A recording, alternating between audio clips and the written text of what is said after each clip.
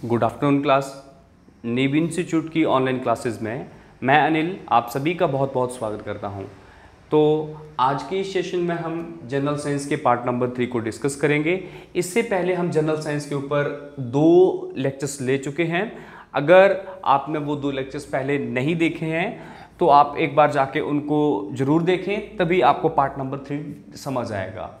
अब जो student first time इस वीडियो लेक्चर्स को देख रहे हैं उनके लिए एक मैसेज, अगर आपको ये वीडियो पसंद आती है और आपको लगता है कि जो आपकी प्रिपरेशंस है इन वीडियो लेक्चर्स से कुछ बेहतरीन होने वाली है, तो आप हमारे पेड कोर्स को ज्वाइन कर सकते हो। उसके लिए आपको क्या करना पड़ेगा, अपना मोबाइल फ़ोन पे आप प्ले स्टोर ओपन करें। प्ले स्टोर ओपन करने के बाद वहाँ पे सर्च करिए नीव इंस्टीट्यूट। जैसे आप नीव इंस्टीट्यूट सर्च करोगे तो वहाँ पे आपको एक एप्लीकेशंस मिल जाएगी।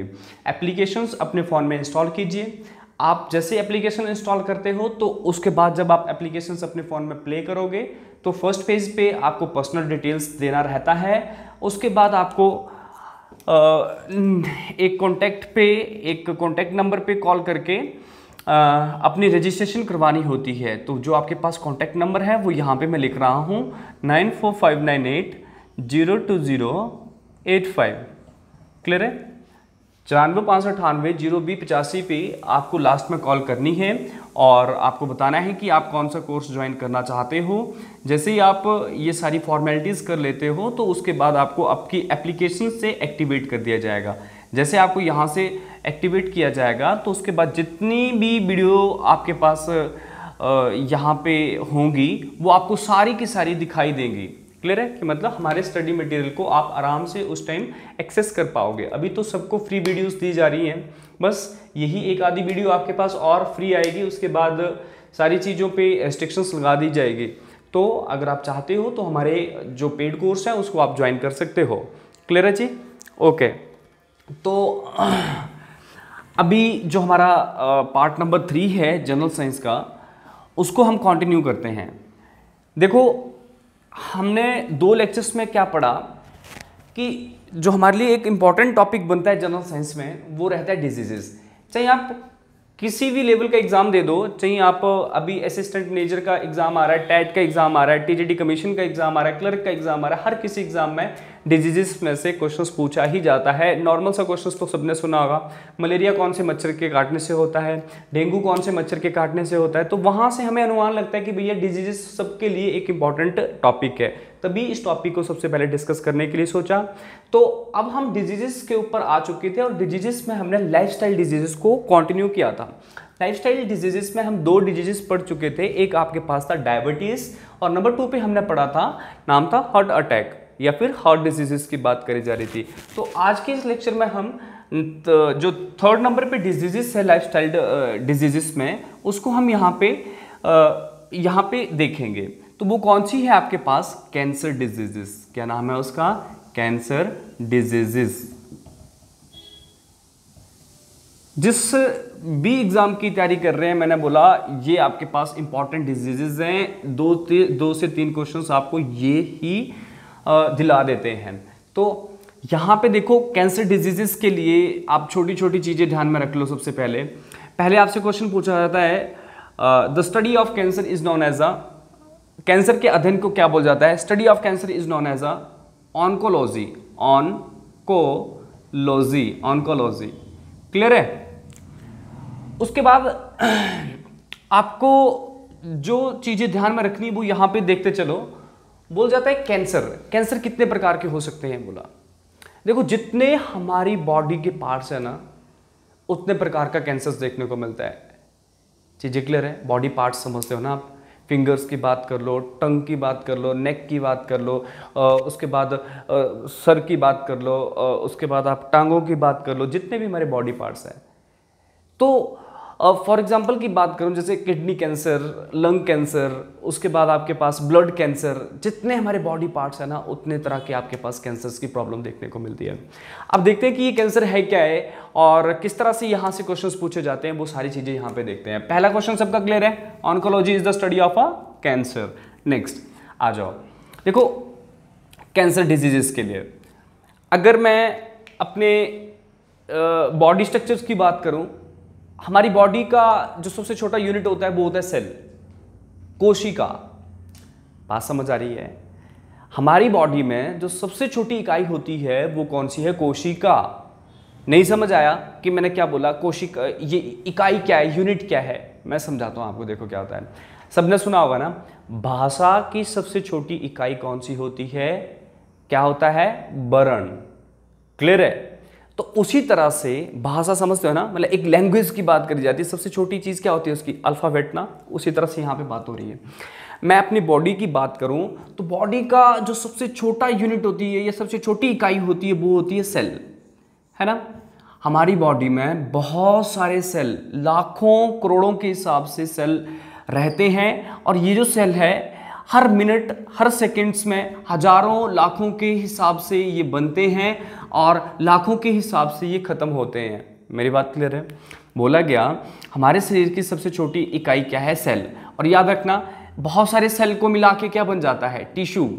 क्या बनता है? टिश्यू। और बहुत सारे टिश्यूज को मिला के क्या बन जाता है? ऑर्गन। ऑर्गन का मतलब होता है अंग, हमारे शरीर का अंग। अब पता चल गया हमारा ढांचा। मैं आपके सामने खड़ा हूं ना, एक ढांचा ही हूं, मतलब एक तरह का। तो पहले मेरे शरीर में कोशिका का निर्माण हुआ, कोशिका के निर्माण के बाद टिश्यू बना, टिश्यू के निर्माण के बाद ऑर्गन्स खुद ब खुद डिवेल्प हुए। क्लियर है? तो यहां पे मेन जो फंडा है ना कैंसर डिजीजेस में, वो किसका है? सेल का। ये जो सेल है, ये जो कोशिका है। एक तो इंपॉर्टेंट क्वेश्चन बन जाता है, भाई कोशिका की खोज किसने करी है? क्या नाम था? Robert Hooke. क्लियर है चीजें? तो अब आ जाओ, अगर मैं सेल की बात करूं तो मैं आपको बार बार क्या समझा रहा हूं, हमारी बॉडी में हर एक मिनट में, हर एक सेकंड में, हर एक घंटे में, हर एक दिन में लाखों के हिसाब से नए सेल बनते हैं और लाखों के हिसाब से पुराने सेल खत्म होते हैं। ये प्रोसेस है, ये इसकी फंक्शनिंग है। हमारी बॉडी की फंक्शनिंग क्या है? यहां पे कुछ नए सेल बनेंगे, जब नए बनेंगे तो पुराने खत्म भी होंगे। ये प्रोसेस लगातार चलती है। अगर इस प्रोसेस में या इस फंक्शनिंग में कोई प्रॉब्लम आ जाए तो उसी को हम नाम दे देते हैं कैंसर। बात समझ आ रही है या नहीं? सिंपल सी बात क्या है, मेरे शरीर में क्या बोला जा रहा है, हर समय नए सेल बनते रहते हैं ऑटोमेटिकली, और जो पुराने हैं वो खत्म होते रहते हैं। क्लियर है? उसका नया बनना भी जरूरी है और खत्म होना भी जरूरी है। अगर इस काम में कोई दिक्कत अड़चन आ जाए तो वही क्या कहलाया जाता है? कैंसर। बहुत सही है। क्लियर है? अब आ जाओ, तो देखो होता क्या है। देखो हमारे शरीर में दो तरह के सेल रहते हैं, एक गुड सेल, एक बैड सेल। गुड सेल और एक बैड सेल, है ना। गुड सेल और बैड सेल। देखो होता क्या है कि हमारी बॉडी में मान लो जो सेल है, सेल नए बनते जा रहे हैं, नए बन रहे हैं। नए बनना जैसे उनका काम है वो वैसे ही काम कर रहे हैं, ये नए बन ही रहे हैं। पर यहाँ पे जो पुराने सेल थे ना, जो पुराने सेल थे, जो पुरानी कोशिकाएं थी हमारे शरीर में, वो खत्म नहीं हो रही हैं, वो खत्म नहीं हो रही हैं। तो देखो इससे क्या होता है ना कि जो नए सेल बनते हैं, नए सेल को एनर्जी, ऊर्जा नहीं मिल पाती है और उसी कंडीशंस को हम बोल देते हैं कैंसर। चीजें क्लियर है? देखो सुनो फिर से मेरी बात। बैड सेल क्या कर रहे हैं? बैड सेल हम किसको बोल रहे हैं? जो पुराने सेल जिनको खत्म होना था, जैसे नए बने तो उनको खत्म होना था पुरानों को, पर ये खत्म नहीं हो रहे हैं और इनका साइज बढ़ता चलता है। इनका साइज बढ़ता चलता है। जैसे इनका साइज बढ़ता चले जाएगा तो क्या होगा, जितना हम एनर्जी ऑब्टेन करेंगे, हम ग्लूकोज खाना खाएंगे, ग्लूकोज हमारी बॉडी को मिलेगा, है ना। तो हम एनर्जी किसको है? हमारा शरीर तो है के कोशिका है ना, हम एक लोअर लेवल से चल रहे हैं। अगर उन कोशिकाओं को ग्लूकोज नहीं मिलेगा तो हम कैसे जीवित रह पाएंगे? तो यहाँ पे वही हो रहा है कि ये जो पुराने सेल आपके पास जो खत्म होने चाहिए थे वो खत्म नहीं हो पा रहे हैं और उनका साइज दिन प्रतिदिन बढ़ता जा रहा है। अब ये क्या कर रहे हैं, जितनी भी एनर्जी यहाँ पे आ रही है, हमारे शरीर में जा रही है, तो ये सेल हावी हो जा रहे हैं, छोटों को खाना नहीं दे रहे हैं और खुद ही खाना खा जा रहे हैं। क्लियर है चीज? तो ये जो आपके पास कंडीशंस है वो क्या कहलाती है? कैंसर। अब पेपर के अकॉर्डिंग जो सबसे इंपॉर्टेंट चीजें हैं यहाँ पे मैं वो यहाँ पे लिख रहा हूँ, बोल जाता है कि जो हमारी कैंसर की जो बीमारी है उसमें दो टर्म्स यूज की जाती हैं, एक मेटास्टेज और एक बिनाइन। यहां पे लिख रहा हूं मेटास्टेज, METAS मेटास्टेज, और एक बिनाइन, विनाइन। मेटास्टेज और एक बिनाइन की बात करी, क्लियर है? अगर मैं इन दोनों को एक्सप्लेन करूं तो इसमें आपके पास क्या चीज देखने को मिलती है, बोला जाता है जो बिनाइन है, बिनाइन ये वो टाइम है जिस टाइम कैंसर की प्रक्रिया अभी स्टार्ट हुई ही है।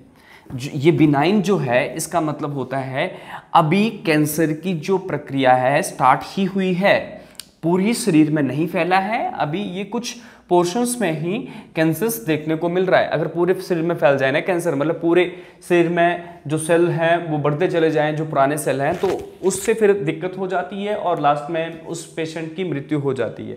तो ये जो है ये स्टार्टिंग कस में है, इस बीमारी का स्टार्टिंग में को हम क्या बोलते हैं, बिनाइन। और मेटास्टेज को क्या बोल जाता है, वो टाइम जब हमारे शरीर में पूरा जो ये कैंसर है वो फैल चुका होता है। ये भी सही हो चुकी हैं चीज़ें। नेक्स्ट आ जाओ, सबसे इंपॉर्टेंट चीज़ें जो हैं वो देखते चलो।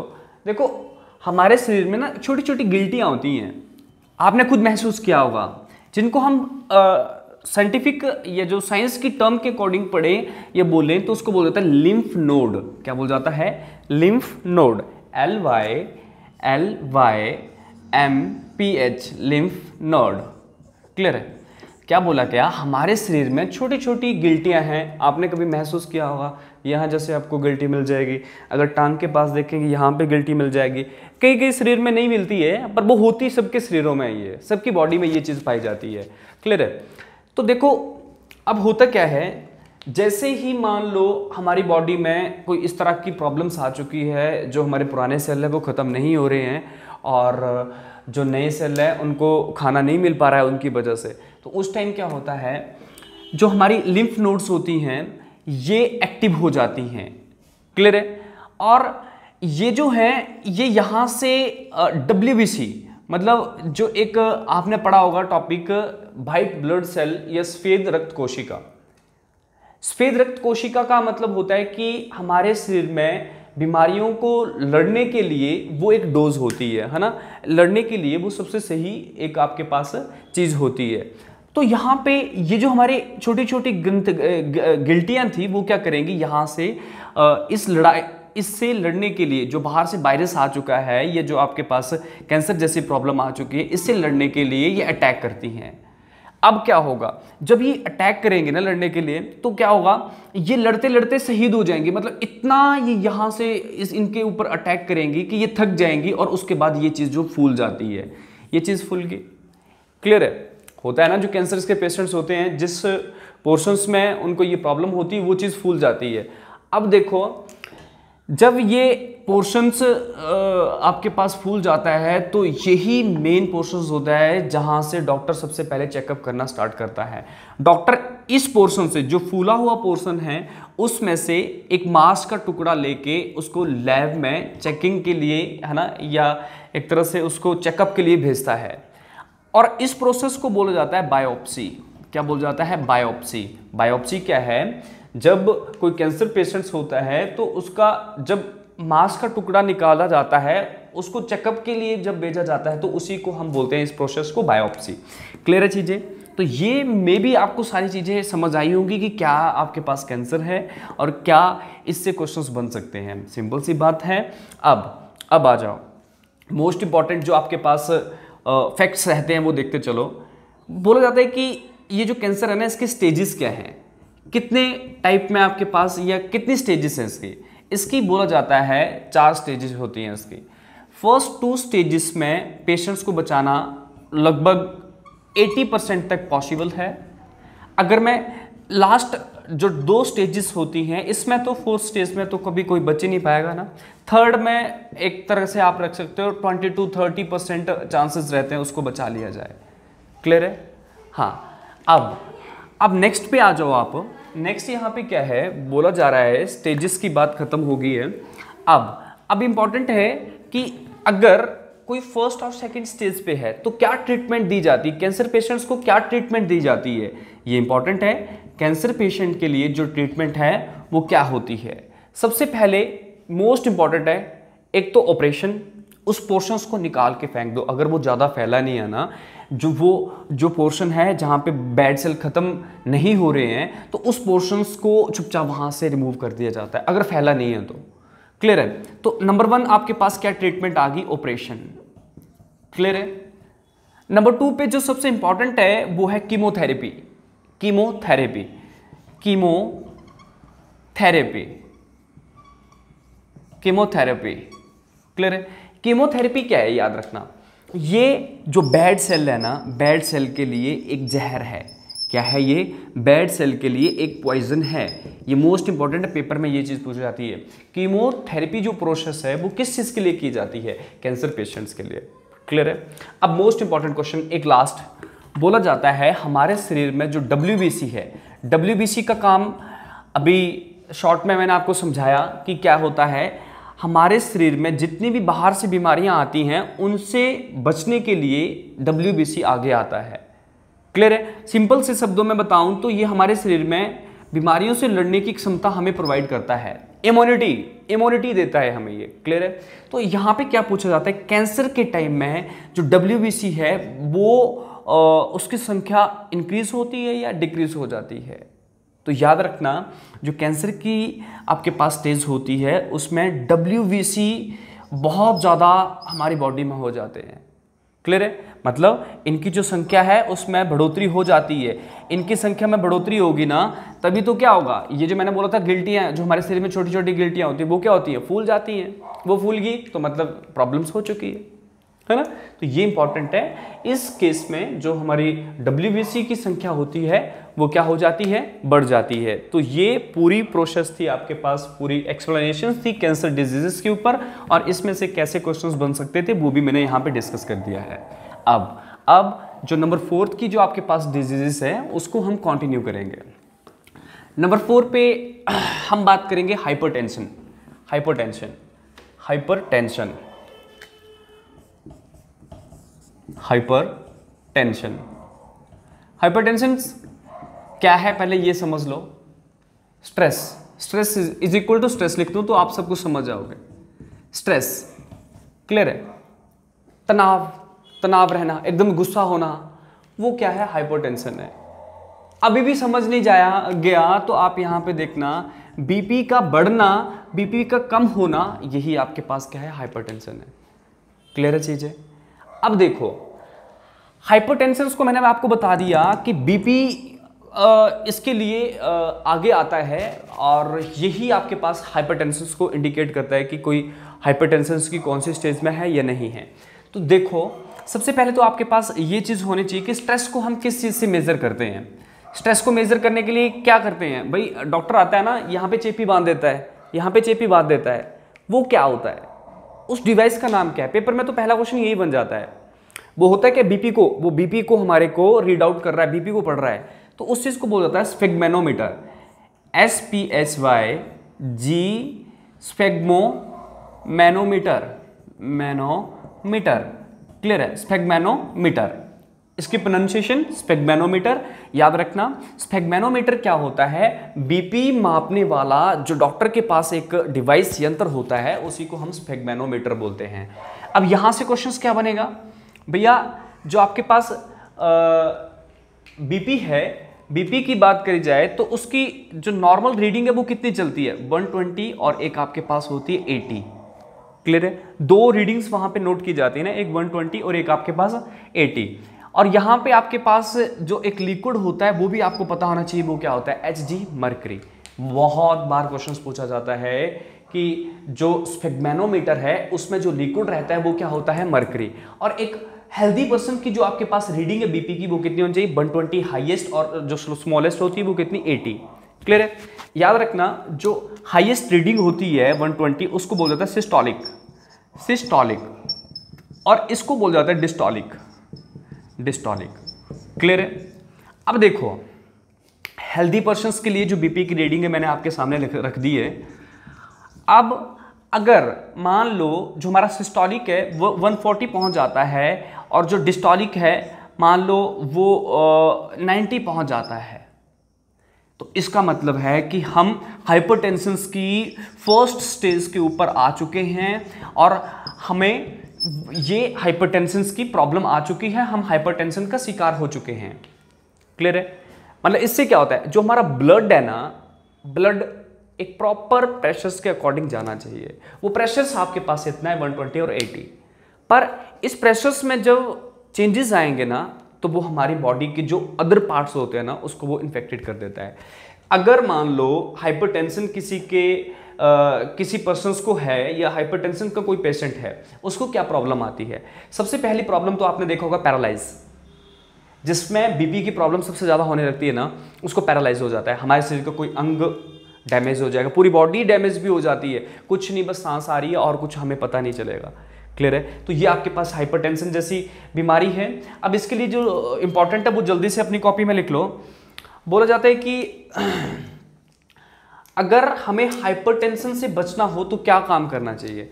सबसे पहली बात तो क्या, आप एक्सरसाइज करो, तली भुनी चीज़ें खाना छोड़ दो। सबसे इंपॉर्टेंट क्या होता है, सभी बीमारियों से बचने के लिए एक रामबाण है, एक्सरसाइज प्लस योगा। इन दो चीज़ों की तरफ जो व्यक्ति ध्यान देगा उनको कभी भी लाइफ में ऐसी समस्या नहीं आएंगी, कोई भी समस्या नहीं आएगी। क्लियर है? हाँ, तो हाइपरटेंशन से हमें अन्य रोगों को हम जन्म देते हैं और ये चीज़ नहीं होनी चाहिए किसी को। बीपी की प्रॉब्लम कोई बहुत बड़ी नहीं है, पर जिसको हो जाए अगर उसने ट्रीटमेंट नहीं करी तो वो अन्य बीमारियों को बहुत जन्म दे देता है। क्लियर है चीज़ें? नेक्स्ट इसमें एक और इंपॉर्टेंट क्वेश्चन क्या बनता है, बोला जाता है जो बीपी का पेशेंट होता है ना, जिसका ब्लड प्रेशर हाई है, उसको डॉक्टर सलाह देता है कि आप ये चीज़ खा लो, इस मिनरल्स का यूज़ कर लो। वो क्या है वो? आयोडीन। क्या बोल जाता है? आयोडीन का आप यूज़ कर लो। सॉरी, आयोडीन तो नहीं यहाँ पे बोलूँगा, पर सोडियम का आप यूज़ कर लो। क्लियर है? जिस पेशेंट में बीपी हाइपरटेंशन आना स्टार्ट हो जाता है, बीपी हाई होना स्टार्ट हो जाता है, उसको बोल जाता है भाई आप सोडियम का ज़्यादा से ज़्यादा यूज़ करो। क्लियर है? मतलब नमक ज़्यादा खाओ। गलत बोल रहा हूँ, है ना? तो ये चीज़ें आपको पता होनी चाहिए कि मैं क्या गलत बोल रहा हूँ क्या सही। यहाँ से पता चलता है कौन अटेंटिव है। अगर मान लो किसी का बीपी, किसी का ब्लड प्रेशर हाई है, तो उस टाइम डॉक्टर सलाह देगा कि आप सोडियम का कम से कम सेवन करो, कम से कम नमक लो। अगर किसी का बीपी लो है तब बोला जाता है कि आप सोडियम ज़्यादा लो, सोडियम मतलब नमक ज़्यादा लो। तो ये मे भी आपको सारी चीज़ें समझ आई होंगी। जल्दी से नेक्स्ट टॉपिक देखो। नेक्स्ट जो हमारे पास डिजीजेस थी वो थी ओबेसिटी, मोटापा, OVESITY, ओबेसिटी। क्लियर है? नेक्स्ट जो था आपके पास क्या था? ओबेसिटी, OVESITY, ओबेसिटी मतलब मोटापा। भाई हम तो, हमारे यहाँ क्या चलता है, थोड़ा सा किसी का पेट बाहर आ गया उसको हम क्या बोलते हैं, भाई ये मोटू है, मोटापा है ना, इसमें मोटापा आ चुका है। ऐसा नहीं है। मोटापा जो है उसको मेजर करने के लिए एक इंडेक्स होता है। क्लियर है? उसको हम बोलते हैं बॉडी मास इंडेक्स। क्या बोल जाता है उससे? उसको body mass index, body mass index. Clear है? बोला जाता है जिसका बॉडी मास इंडेक्स 25 से नीचे है वो हेल्दी है, उसको ओबेसिटी की प्रॉब्लम नहीं हुई है, वो ओबेसिटी का शिकार नहीं है, वो मोटापे का शिकार नहीं है। क्लियर है? वो मोटापे का शिकार नहीं है। जिसकी कम है, 25 से कम है बॉडी मास इंडेक्स, वो हेल्दी है। जिसका 25 से ऊपर चलने स्टार्ट हो जाता है उसमें ओबेसिटी की प्रॉब्लम्स होना स्टार्ट हो जाती है। अब भाई मोटापे से क्या प्रॉब्लम होती है, खुद ही बता दो। सबसे बड़ी तो दिक्कत यही है कि अगर मोटा व्यक्ति अगर गिर जाए तो हड्डी वगैरह तो वैसे टूट जाए, ये तो सबसे बड़ी दिक्कत है। पर बोल जाता है जो मोटा इंसान होता है उसके शरीर में अगर हम देखें तो बहुत सारे रोग जन्म लेना स्टार्ट कर देते हैं, क्योंकि वो आलसी हो जाएगा, एक्सरसाइज नहीं कर पाएगा, जो ग्लूकोज उसकी बॉडी में रहेगा वो ऑब्जर्व नहीं होगा, बस खाने का काम है और बैठा रहेगा। क्लियर है? तभी ओबेसिटी एक गंभीर समस्या है। और हमें इस चीज़ को ख़त्म करना होगा तो क्या करना पड़ेगा, प्रॉपर एक्सरसाइज प्लस योगा, ये सब के लिए एक रामबाण है। और जो डाइट है आपकी उसका ध्यान रखना है, जो नशीली जो डाइट है या नशीली जो आपके पास दवाइयाँ हैं उनका सेवन नहीं करना है, जो ड्रिंकिंग स्मोकिंग करते हैं वो ऐसी चीज़ें नहीं करनी है, ये हमारे लिए इंपॉर्टेंट है। नेक्स्ट आ जाओ, लास्ट जो आपके पास डिजीजेस है उसका नाम है एड्स। क्लियर है? एड्स को थोड़ा सा समझते हैं। देखो एक वायरस है जिसकी वजह से एड्स होता है, वो वायरस है आपके पास HIV। क्लियर है? इसकी फुल फॉर्म देखो पहले क्या है, ह्यूमन, सबको पता होगा वैसे तो, है ना, इम्यूनो डेफिशिएंसी